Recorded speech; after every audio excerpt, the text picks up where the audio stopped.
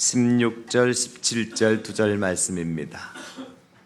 하나님의 말씀 신약 성경 요한복음 14장 16절과 17절 두 절 말씀 이 시간 우리 함께 받도록 하겠습니다.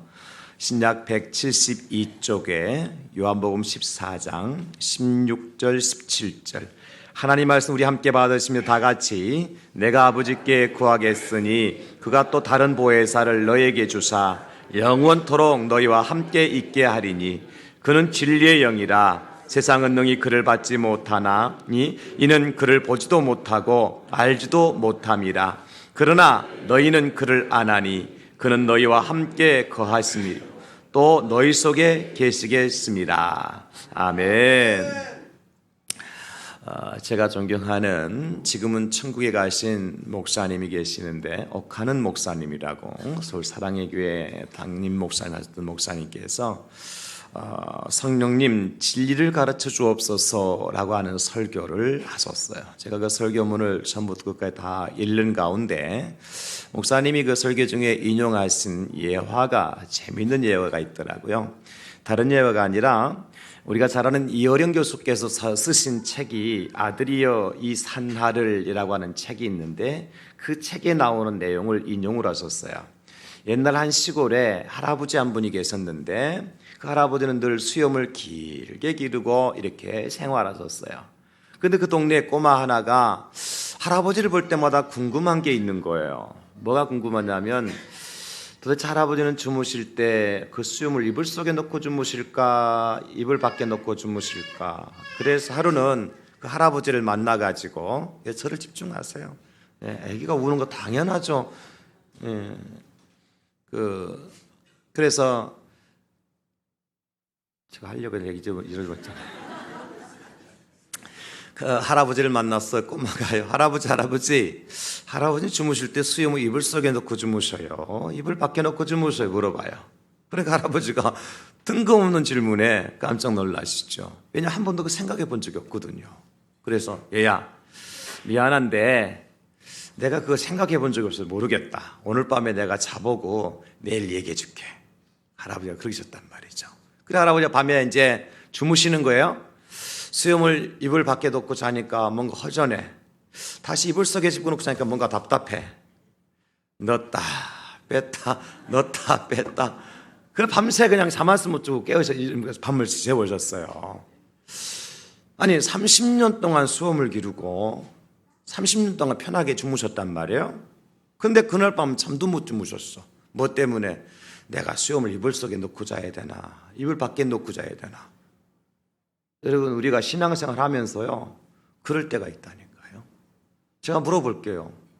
여러분들이 지금 숨을 쉬고 있습니까? 안 쉬고 있습니까? 어떻게 알아요? 그럼 맨날 나는 숨을 쉬나 안 쉬나 체크합니까? 다른 사람 옆에 가가지고 어이 김씨 나 숨 쉬나 안 쉬나 나 좀 찾아봐줘. 여러분 심장이 뛰고 있어요 안 뛰고 있어요? 그러면 맨날 심장 뛰고 있는지 이렇게 체크해봐요. 심장 박동이 있는지. 안 그러면 혈관에 피가 흐르고 있어요? 안 흐르고 있어요? 흐르고 있죠. 병원 가서 검사해 보셨어요? 그냥 우리는 무의식 중에 살아가요. 숨 쉬고 살아가고 심장이 뛰고 피가 흘러가요. 그래서 제가 이 말 하니까 이제 답답해지기 시작하죠. 내 심장이 제대로 1분에 몇 번씩 뛰고 있는지 피는 제대로 흐르고 있는지 좀 병원 가봐야 안 되나 이제 답답한 마음이 들죠. 그죠? 사실 우리가 의식하지 않고 살아가는데 정말 중요한 일들이 우리 안에 일어나고 있다는 거예요. 수염을 30년 동안 그냥 기르고 편안하게 주무셨어요. 한 번도 이 수염 때문에 불편한 적이 없었다니까. 이불 밖에 있었는지 이불 안에 있었는지 사도 바울이 내가 주님 밖에 있었는데 주님 안에 있으면 모른다. 여러분 그것처럼 우리 신앙생활 하면서 늘 누리고 있는데 그것을 못 느끼고 살아가는 것들이 많다니까요. 우리 교회에 오늘 나오신 분들이 하나님을 부를 때 하나님 아버지 부르잖아요. 전혀 거북하지 않아요. 우리 예수님을 주님 그렇게 부릅니다. 우리 한번 불러볼까요? 하나님 아버지, 주님. 네, 잘하셨어요.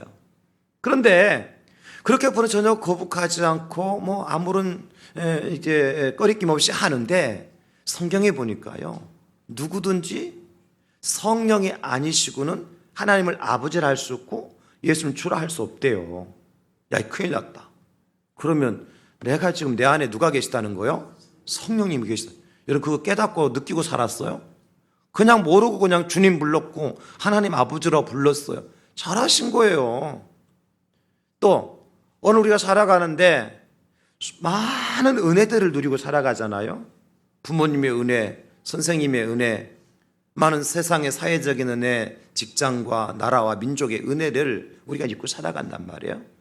근데 내가 그 은혜를 날마다 일기장에다가는 은혜 노트에다가 기록하고 체크하고 리스트 작성하고 사는 사람이 있어요? 그냥 누리고 살자, 누리고, 그죠? 믿음은요, 누리고 사는 거예요. 예수 믿는다고 하는 것은 예수님을 누리고 사는 거예요, 그냥.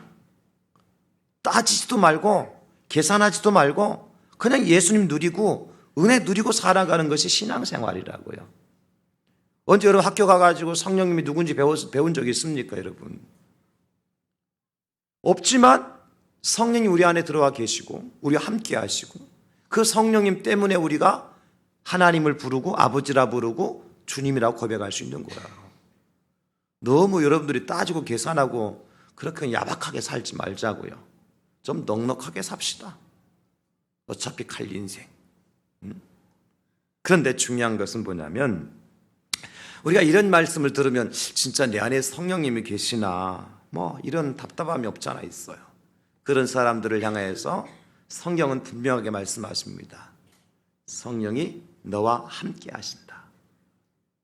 그래서 저는 설교의 제목을 뭐라고 정했느냐면 성령이 우리와 함께 하십니다. 이렇게 정한 거예요. 우리가 설교 제목 함께 선포할까요? 시작. 성령이 우리와 함께 하십니다. 성령이 우리와 함께 하신다. 그러면 구체적으로 성령이 어떻게 또 어떤 모습으로 우리와 함께 하느냐. 이제 수염을 30년 동안 기르고 이불 속에 주무시는 할아버지가 그때서 내 수염이 기네. 이걸 내가 이불 밖에 놓고 이불 안에 잘 모르네. 깨달았잖아요. 그때서야. 이제 오늘 말씀을 통해 우리 깨달음이 올 거예요. 성령님이 우리와 함께 하시는구나. 그게 은혜거든요. 그런 깨달음의 은혜가 있어질 수 있기를 제가 예수님의 이름으로 축원합니다. 아멘입니다. 아멘. 그러면 성령님이 어떻게 구체적으로 어떤 모습으로 함께 하시느냐? 첫째는요, 우리 속에 들어와서 함께 하십니다. 우리 속에 들어오셔서 함께 하신다고요. 우리 밖에서 뱅뱅 돌고 방황하고 배회하시는 분이 아니라 하나님께서 보내주신 그리스도의 영이신 성령님께서 믿는 성도들의 심령 속에, 마음 속에, 영혼 속에 들어오셔서 어떤 보좌, 자리를 예비하시고 그 자리에 계신단 말이에요. 성령께서. 그러니까 성령 우리 밖에 계시는 분이 아니라 어디 계시는 분이에요? 우리 안에 계시는 분이다. 그러니까 안 보이는 거예요. 밖에서 어떤 모습으로 보여주면 좋을 텐데 성령님 밖에서 보여주시는 분이 아니에요. 우리 안에 들어오셔서 어떤 좌소를, 어떤 자리를 준비하시고 그 자리에 계시는 분이 성령님입니다. 또 특별히 우리가 성령님을 초대하기 위해서 모시기 위해 어떤 의식을 치렀다든지 어떤 대가를 치르지 않았어요. 그런데 하나님께서 그 성령님을 보내주셔서 우리 안에 들어와 계시는 거예요. 이게 중요한 거예요. 그래서 사도 바울이 고린도교회 성도들을 향하여서 그들이 엉망진창으로 사니까 깨달으라고 이 말씀을 주세요. 고린도서 6장 19절에 너의 몸은 너희가 하나님께로부터 받은 바 너희 가운데 계신 성령의 전인 줄을 알지 못하느냐. 너희는 너희 자신의 것이 아니니라. 우리 몸은 그리스도의 몸이죠. 예수 믿는 사람들의 몸은요, 하나님의 거룩하신 영이신 성령이 집을 짓고 그 집에 성령께서 계시기 때문에 우리를 가리켜서 성령의 전, 성전 그렇게 얘기하는 거예요. 예수 믿는 사람들은요, 그냥 자연인이 아니에요. 내추럴 퍼슨이 아니에요. 그럼 어떤 사람이냐? 성전이라니까요. 여러분들이 움직이면 뭐가 움직이냐면 성전이 움직이는 거예요. 여러분들이 말하면 누가 말하냐면 성전이 말하는 거고, 여러분들이 행동하는 것을 누가 행동하냐면 성전이 행동하는 거예요. 우리 안에 성령께 들어와 계시기 때문에 이미 우리 안에 성령님 계셔요. 여러분들 각 사람 속에 하나님의 영이신, 예수님의 영이신, 또 하나님이 보내어 주신 성령, 거룩하신 영이 여러분 각 사람 마음 속에, 영혼 속에, 육체 속에 그 성령이 들어와 계신다는 사실을 먼저 믿을 수 있기를 예수님 이름으로 축원합니다. 그럼 어떻게 알 수 있느냐? 여러분, 이 컵에다가 물을 담으면 무슨 컵이라 그래요? 물컵. 이 컵에다가 꽃을 담아 놓으면 꽃병이라 그러죠. 꽃을 담은 병이라 꽃병이라 생각하고, 이게 만약 병인데 병에다가 꿀을 담아 놓으면 꿀병이 되는 거죠. 그거 어떻게 알 수 있어요? 담아 놓은 내용물 보면 알 수 있잖아요. 꽃을 보이죠? 향기가 나죠. 물을 마셔보면 물 맛인지 꿀 맛인지 알 수 있잖아요. 그러니까 그것을 보고서 똑같은 병이지만 그 안에 어떤 내용물을 담고 있느냐에 따라서 병의 이름이 달라진단 말이에요. 우리 인생 똑같아요. 교회 나오는 사람은 눈이 4개 달려있고 세상 사람 눈이 2개 달린 게 아니란 말이에요. 아니, 세상 사람은 배꼽이 없고 우리는 배꼽이 있는 게 아니라니까. 똑같아요. 그런데 교회 나가지는 사람들, 예수님 믿는 사람들을 그리스도인 혹은 성령의 사람 얘기하는 것은 우리 안에 누가 계시냐면 그리스도의 영이신 성령님이 계시기 때문에, 우리 안에 내용물이 무엇으로 채워졌느냐 하면 하나님의 거룩한 영으로 채워져 있기 때문에 우리를 성령의 사람, 그리스도인 그렇게 부르는 거예요. 그 차이예요. 외모로 보면 다를 게 없다니까요. 어쩌면요, 예수님 믿는 사람들, 교회 나오는 사람들보다도요 세상에 훨씬 멋진 사람들 많고 키 큰 사람 많고요, 부자 많습니다. 잘난 사람 많아요. 그럼에도 불구하고 우리가 하나님께로부터 대접받는 이유가 뭐냐면 우리 안에 예수님의 영이신 성령님이 들어와 계시다고요. 여러분 안에 지금 누가 들어와 계시느냐면 예수 그리스도의 영이신 하나님께서 보내어 주신 성령님이 여러분 안에 들어와 계시고 있습니다. 지금 우리는 성령의 사람인 거예요. 우리가 그것을 보면은 꽃을 꽃병이라고 하고 꿀을 맛을 배워 꿀병이 알자. 우리는 그 성령의 사랑을 어떻게 나타내 보일 수 있느냐? 다른 거 없어요.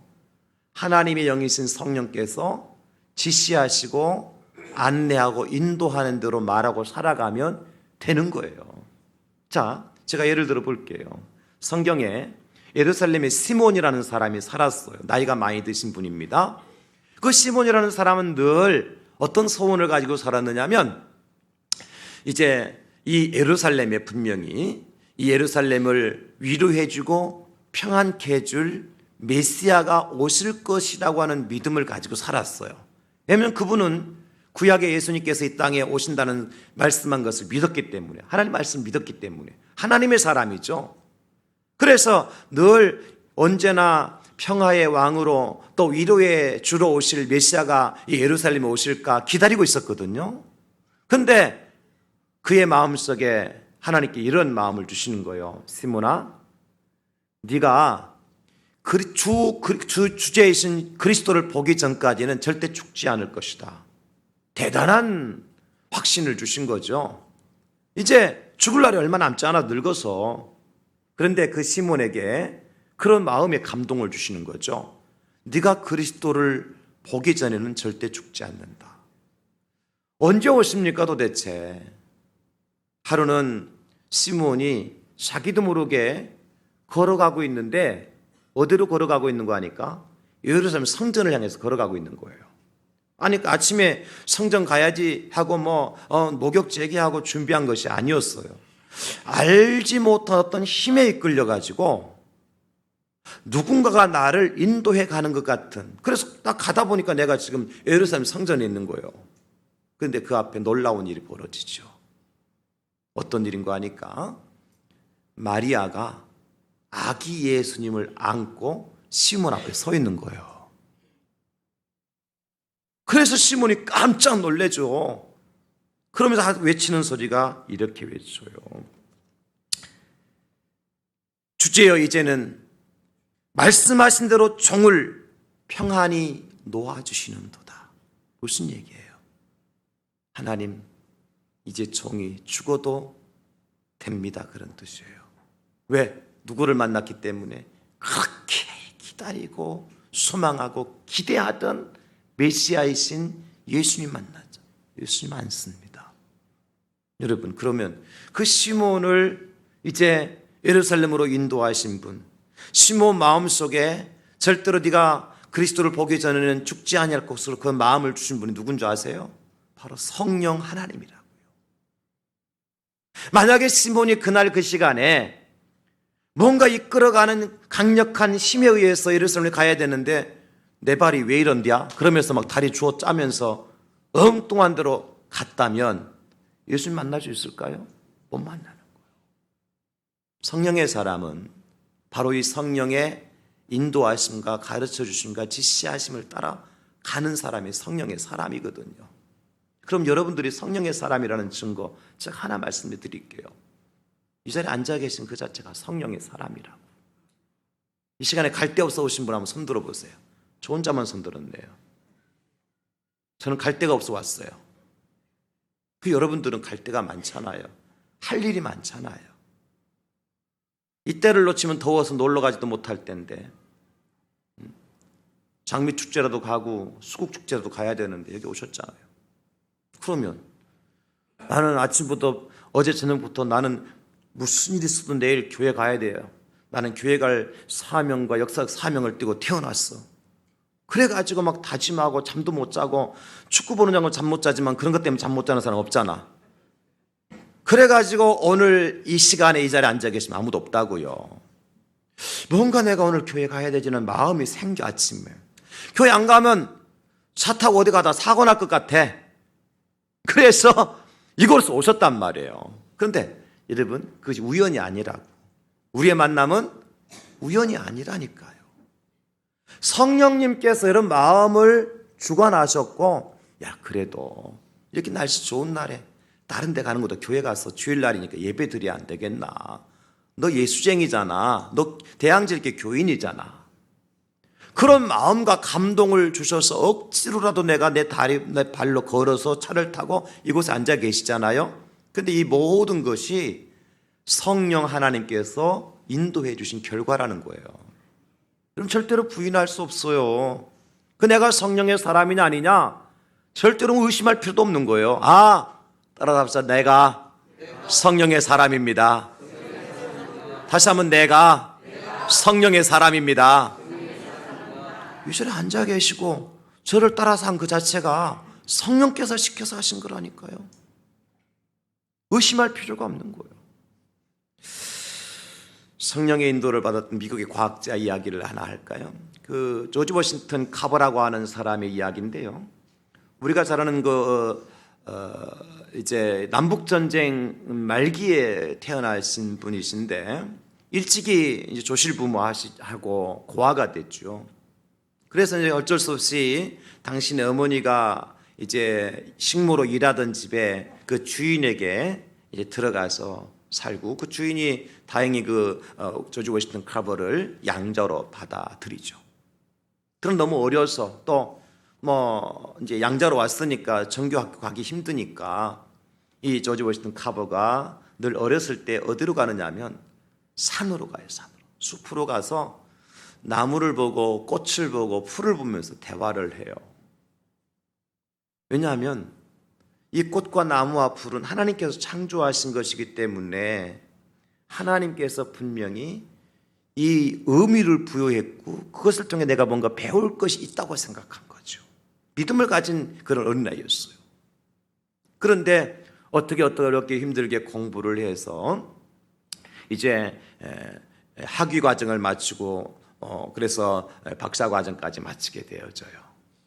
일리노주의 주립대학에서 교수로 청빙을 하게 되어지는데 그때 마침 알리바마라고 하는 이제 미국의 그 알리바마 주가 있었는데 그 주에 모카 농장에 아주 크게 모카 농사를 지었단 말이죠. 알리바마 주에. 그 지역에서 이 워싱턴 조지 워싱턴 커버를 어떻게 초빙하는 거 하니까 터스키 흑인 교육기관에서 흑인들을 위한 교육기관에서 근대 농업 기술을 가르쳐 줄 것을 제안받아요. 그래서 아이오와주의 주립대학의 교수직을 사양하고 이 흑인들을 위한 농업 근대 기술을 가르치는 교육자로 이제 알리바마주에 부임을 하게 됐죠. 그래서 연구소를 하나 이렇게 만듭니다. 연구소 팻말이 뭐냐면 하나님의 작은 실험실 이렇게 붙여놔요. 그리고 그 연구실 안에는 성경책 한 권만 갖다 놔요. 이 박사가, 이 조지 워싱턴 카버 박사가. 근데 그때 마침 1895년도에 무슨 일이 벌어지는 거야? 알리바마주에 큰 그 모카 농장이에요. 갑자기 모카가 말라 죽고 꽃이 떨어지고 열매를 맺지 못하는 거예요. 원인을 이렇게 분석해 보니까 바구미, 조그만한 벌레 있잖아요. 이 모카 바구미가 모카 뿌리를 갉아먹고 꽃을 갉아먹어서 농사를 못 짓게 만드는 거예요. 완전히 망해버렸어요. 전 농장이 황폐돼 버렸어요. 모카 농장이. 알리바마주의 모든 농민들이 다 거지가 돼버렸죠. 거기에다가 전염병까지 창궐해가지고 사람들이 고통과 비통과 이 슬픔을 이겨낼 기력이 없는 거예요. 그때에 이 조지 워싱턴 카버가요, 하나님 앞에 기도하죠. 하나님, 어떻게 하면 이 어려움을 극복할 수 있을까요? 하나님께 지혜를 주시는데 땅콩을 심으라는 거예요. 땅콩을. 어차피 모카 농사는 안 되니까 땅콩을 한번 심어봐라. 그래서 알리바마주에 이제 연구원들과 함께 연구를 해서 땅 개척을 해가지고 땅콩을 심기 시작해요. 그런데 어떻게 된 일인지 땅콩 농사가 풍년을 이뤄가지고 사람들이 다시 알리바마주로 모여들기 시작했고 모든 사람들 다 땅콩 농사를 지었어요. 어떻게 됐을까요? 땅콩 값이 폭락을 해버려. 우리도 마늘 잘 된 마늘 농사 그 이튿날에 그 다음날에 폭락되잖아요. 양파 폭락 뭐 이래가지고. 그래가지고 또 사람들이 막 이제 불평하고 다 빚더미 올라앉았으니까 너나 할 거 없이 돈 들여 땅콩 농사 졌는데 다 막 반값으로 막 폭락해 버렸으니까 비료값도 안 나오고 약값도 안 나오는 거야. 품삯도 안 나와. 그때에 이 조지 워싱턴 카버가요 숲속으로 들어가 기도합니다. 하나님이 창조자 하나님이시요 이 땅콩을 창조하신 분이 하나님이시라면 이 땅콩을 창조하신 이유가 무엇인지 가르쳐 주십시오. 대단한 사람이죠. 땅콩 하나 갖다 놓고도 하나님 그거 창조하신 건데 하나님 땅콩을 만드실 분명히 이유와 목적이 있을 거 아니냐. 지금 땅콩 때문에 지금 난리도 아닙니다. 지금 내가 땅콩 심으라 해놓고 지금 책임이 나한테 있으면 하나님 어떻게 하실 겁니까? 하나님께서 이런 음성을 주셔요. 그래? 땅콩을 한번 다시 분해했다가 다시 배합을 해봐라. 과학자가 땅콩을 분해하면 뭐 할까요? 땅콩 안에는 성분이 무엇이며 거기에 영양가는 어떤 것이 있으며 뭐 이런 분석할 거 아니에요. 그죠? 땅콩에 대해서 분석하니까 땅콩 안에 엄청난 성분들이 들어있는 거예요. 각가지 요소들이 들어있는 거예요. 그래서 다시 하나님께 배합하라 그러셨잖아요. 그래 배합하는 게 땅콩 깼다가 다시 뭉치는 게 아니라 성분마다 필요한 것들을 만드는데 땅콩을 먹는 음식뿐만 아니라 식료품뿐만 아니라 비누도 만들고요, 페인트도 만들고요, 산업용품도 만들고. 처음 들어봤죠? 땅콩으로 수백 가지의 제품을 땅콩 하나 가지고 만드는 거예요. 그래가지고 땅콩을 다 수확해가지고 이제는 땅콩 그 술안주만 하는 게 아니라, 여러분 땅콩은 술안주만 생각나잖아. 그게 아니라 각가지 수백 가지의 제품을 만드는 거예요. 그러니까 이 알리바마주가 완전히 땅콩 산업도시가 돼버린 거죠. 그러나 나중에 거기에 고구마도 심고 대두도 심고 지금은 땅콩, 고구마, 대두, 커피에 대단히 농장이 있는 것이 미국의 알리바마주입니다. 이런 업적에 대해서 어떤 기자가 물어봐요. 당신은 어떻게 이런 업적을 이룰 수 있었습니까? 이 카버가 이런 대답을 합니다. 나는 새벽 이른 시간만 되면 숲속으로 올라가서 하나님께 묻습니다. 하나님, 어떻게 해야 될까요?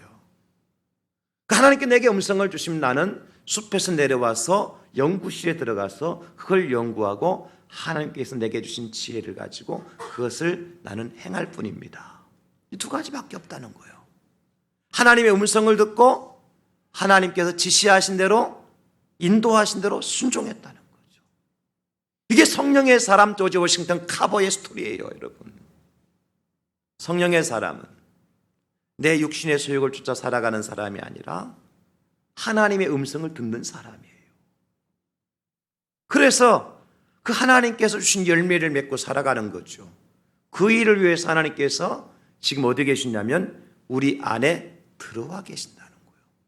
염려할 것 없죠. 그러니까 우리 안에 성령님 계신다면 그분이 말씀해 주실 것이고, 그분이 가르쳐 주실 것이고, 그분이 길을 인도해 주실 것이고, 그런데 뭘 염려하겠어요. 다만 내가 내 육신의 욕심을 따라 살아가니까 내 안에 계신 성령님이 일하시지 못하도록 내가 가로막고 있는 거예요. 지금 다 내려놓으세요. 하나님의 영이신 성령님은 전능하신 하나님이시고요, 그분 능치 못하심 없으신 분이셔요. 그 성령께 맡기고 성령의 인도와 지시를 받는 저와 여러분 될 수 있기를 우리 예수님의 이름으로 축복합니다. 성령이 우리 안에 들어와 함께 계신다고요? 두 번째는 성령이 보혜사가 되어줘서 함께 계세요. 보혜사로 함께 계신다고. 보혜사 무슨 절 이름인가? 상광사, 수덕사, 보혜사. 그게 아니고 이 보혜사라고 하는 것은 헬라어로 파라클레토스라고 하는 것인데 이제 영어로 카운셀러예요. 돕는 자, 상담자, 그런 뜻을 가지고 있어요. 우리 옆에서 곁에서 우리를 도와주시는 분, 우리를 변호해 주시는 분이 바로 파라클레토스, 보혜사 성령님이셔요. 그 성령님은 우리를 뭐 하기 위해서 우리 안에 들어와 계셔요? 도와주시기 위해서. 할렐루야. 우리 해코지 하려고 들어와 계신 분 아니란 말이요.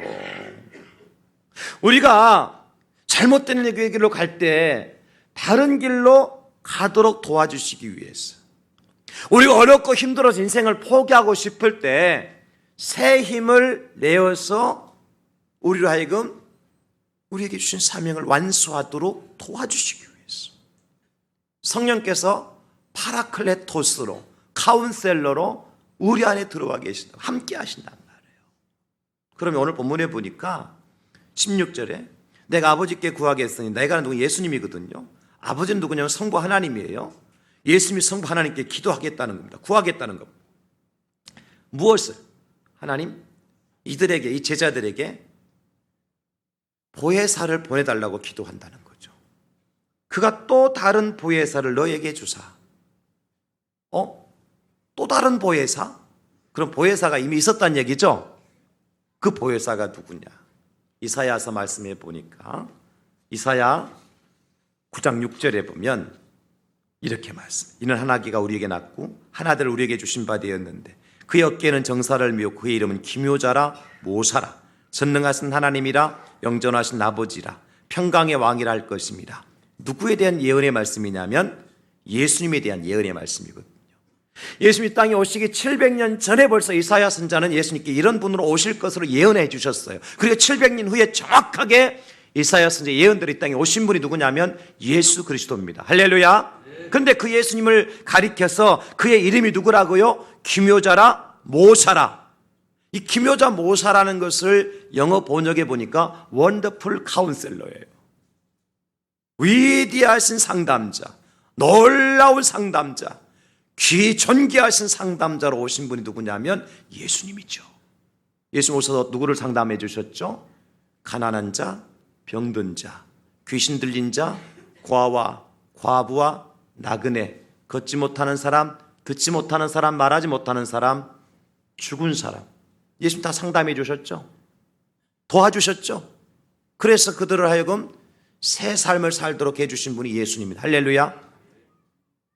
그런데 그 예수님께서 이 땅에 십자가에 달려 죽으시고 부활하시고 40일 만에 다시 하늘로 올라가셨잖아요. 그럼 보혜사가 없어졌잖아요. 그래서 보내주신 또 다른 보혜사가 누구예요? 성령 하나님. 할렐루야. 여러분 이렇게 이해하시면 정확하게 이해하시는 거예요. 하나님께서 예수 그리스도의 영을 이 땅에 보내주셨는데 그 예수 그리스도의 영으로 오신 성령님이 또 다른 보혜사, 그분이 곧 원더풀 카운셀러, 그레이트 카운셀러, 놀라운 상담자이시며 존귀하신 상담자이신 성령님. 그래서 성령님이 이 땅에 오셔서 우리 안에 계셔서 우리를 도와주셔요. 뭘 도와주시느냐? 잘 들어보십시오. 여러분, 마귀는요, 하나님 앞에 우리를 참소해요. 뭐라고 참소하는 거 하니까? 하나님 보이소. 이 인간 교회 다닌다고 하면서 예수 믿는다고 하면서 말하는 거 보이소. 행동하는 거 보이소. 이게 예수 믿는 거 맞아요? 이거 천국 갈 인생이요? 못 가요. 지옥 보내세요. 지옥 보내도 그냥 보통 지옥 보내지 말고 지옥 항복판에 보내서 그냥 고통 좀 당하게. 말하는 거 보이소. 이거 뭐 예수 믿는 인간이 이렇게 말하면 안 되잖아요. 행동하는 거 보십시오. 이거 빨갱이 눈은 빨갱이 없잖아요. 누가 그렇게 하나님 앞에 참소하느냐면 마귀가 참소한다니까요.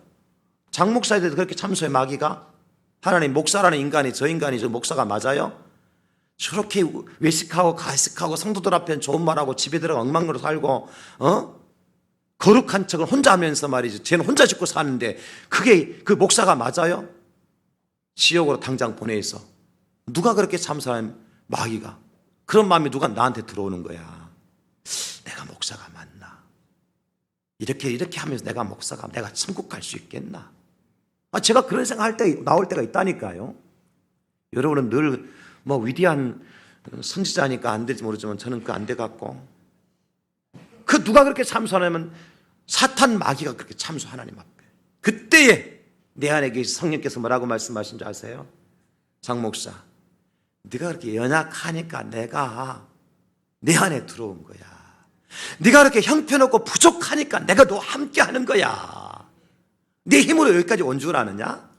네가 잘나서 왔어? 네가 똑똑한 거야? 네가 뭐가 준비가 됐어? 내가 네 안에 있잖아.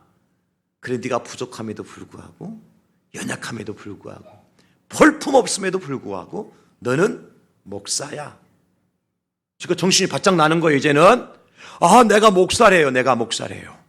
그럼 어떻게 되겠어요? 정말 목사답게, 정말 그리스도인답게, 정말 성령의 사람답게 살려고 하는 거예요.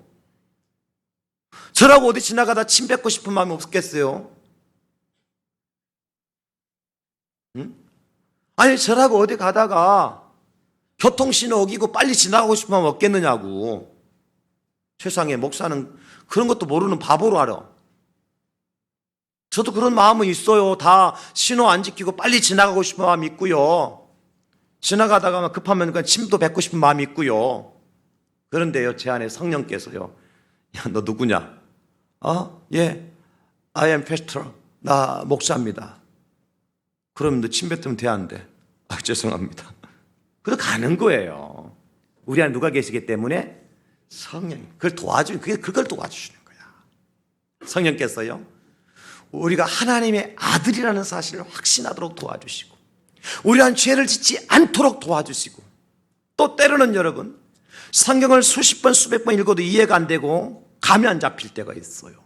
그런데 어느 날은요, 기슴치레한 눈으로 보는데 그 말씀이 확 들어올 때가 있어요. 깨달을 때가 있다고. 누가 깨달아 줄까요? 성령께서 깨닫게 해주시는 거예요. 언제는 기도도 안 돼. 막 그냥 죽을 똥 말똥 매달려 기도도 안 돼. 근데 언제는요, 기도가 제가 마치 그냥 로켓을 타고 그냥 쫙 가는 것처럼 나올 때가 있어요. 제가 방송 기도를 하잖아요. 극동방송에 가서. 이제 내일도 제가 오전 11시에 극동방송에서 기도를 해요. 전화 상담도 해주고 문자 메시지가 오면 그 제목까지, 기도 제목까지 제가 그 현장에서 생방송으로 기도를 해요. 내일 오전 11시에. 어떤 때는 가면요, 기도가 막 이렇게 혀가 이렇게 막 얽히고 꼬인 것처럼 막 끊어지고 잘 안 될 때가 있어. 어떤 때는 막 기도가 되는데요, 막 시간이 모자랄 정도로 막 이 기도가 하늘로 막 쫙 빨려오는 것 같다, 올려가는 것 같다, 그럴 때가 있어. 어제 금요일 날 우리 교회에서 무슨 일이 있었느냐면, 우리 그 작정밤 기도 대행진 마지막 날 밤에 원하시는 분들을 이제 중보 안수를 해드렸거든요. 다 기도 제목을 가지고 저한테 가서 그 기도 제목대로 그 기도를 해드렸어요. 1시간 이상 걸렸어요. 제가 기도해드리는 데만. 와서 보신 분들은 아시지만 제가 기도할 때 그냥 슬금슬금 합디까 막 생으로 막 이렇게 막 그냥 어쨌든 간에 용을 쓰고 막 그냥 죽을 똥 말똥 합디까 용을 써요. 그런데 1시간 이상을 제가 그렇게 기도하고 나면요, 진액이 다 빠져나가지 못 써요. 목소리, 제 목소리 보십시오. 1시간 이상 그렇게 기도하고 나면요, 목소리 안 나와요. 제 육신적으로 하면 그렇단 거예요. 근데 성령께서 도와주시니까요, 보십시오. 기도가 되어지고 성령께서 도와주시니까 기도하고 성령께서 도와주시니까 기도의 역사가 나타나는 거예요. 우리가 기도할 수 없을 때 말할 수 없는 탄식으로 우리 기도를 도와주시는 분이 누구냐면 성령님이시라고. 그러니까 여러분, 우리가 하나님의 자녀인 것을 확인하도록 도와주시죠. 말씀을 깨닫도록 도와주시죠. 기도가 될 수 있도록 도와주시죠. 우리가 죄를 짓지 않도록 도와주시죠. 우리 영혼을 더러운 것에 빠지지 않고 깨끗하도록 도와주시죠. 이 모든 일들 누가 하시냐면 성령 하나님께서 하신단 말이에요. 그분이 곧 파라클레오토스, 뭡니까? 우리를 돕는 보혜사인 거예요. 그러면 우리가 이렇게 결론 내릴 수 있죠. 여러분 지금 마음이 답답하신 분들 계십니까? 마음에 울렁증 있는 분도 계세요? 제가 오늘 잠시 앉아서 기도하는데 성령께 그런 마음 주시더라고요. 오늘 이 시간에 우리 성도들 가운데 마음이 답답하고 울렁울렁 하시는 분들이 한 두세 분 계시다고. 제 마음에 무슨 숫자도 하나님께 주신 거예요. 저한테는 한 두세 분이 계시더라고요. 하나님께 오늘 이 시간에 그분들을 고쳐주시기를 원하십니다. 제가 하는 말이 아닙니다.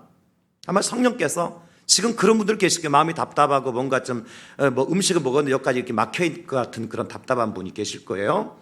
그 뭔가 울렁울렁하고 좀 이렇게 울렁증 비슷한 게 있는 분 두세 분 계시다 그래요. 이렇게 얘기하면 또 이단이라고 하지 말고 그냥 저한테 그런 마음 감동 줬다는 거요. 제가 확신하는 건 아니고 앉아서 기도하는 그런 마음 주시더라니까 저한테. 그러면서 하나님께서 이 시간에 성령께서 도와주시겠다고요. 그 답답한 마음을 후련하게 해주시고 울렁거리는 마음속에서 평안을 주시겠다고 약속하셨어요. 누군지는 모르겠어요. 성령이 하십니다, 여러분. 하나님의 영이신 성령께서는 능치 못하심이 없거든요.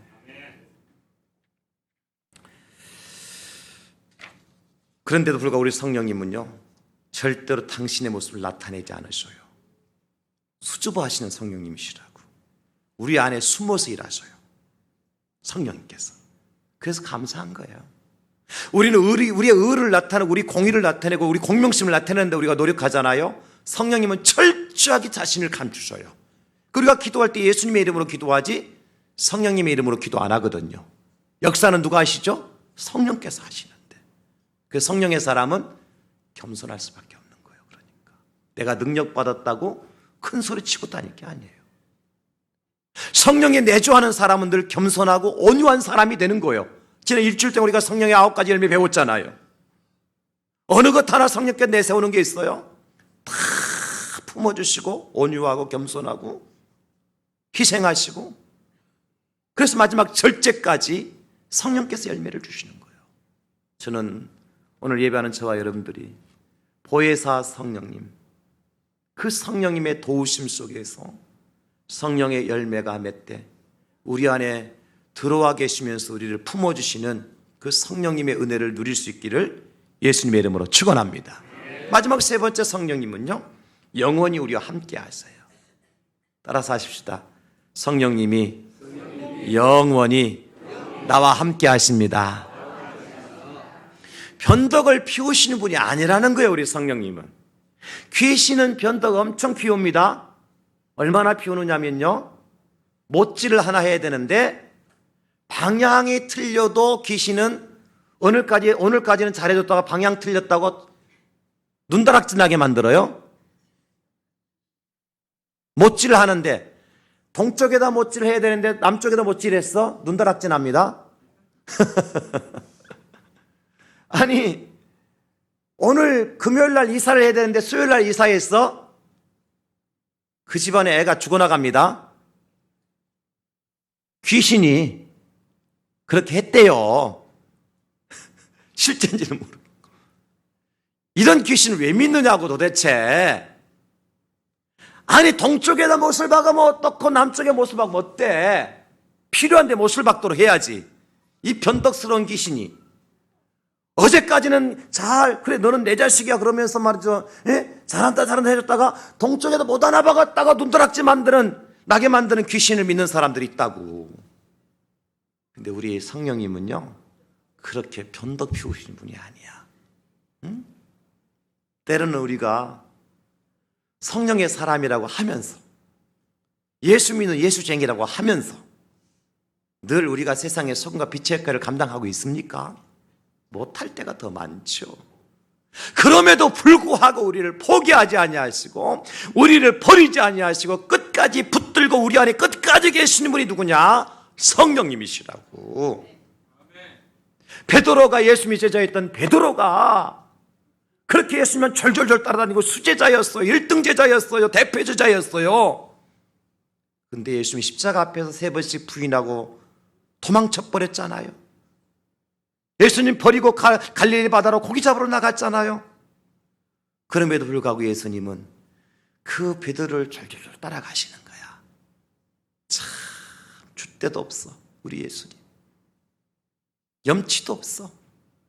나 같으면요, 베드로 너 하나 없으면 내가 내 일 못할 것 같으냐? 베드로보다 훌륭한 인간들이 얼마나 많은데 버렸을 거예요. 세상에 3년 동안 나 따라다니는 배운 게 그거밖에 안 돼? 포기했을 거예요.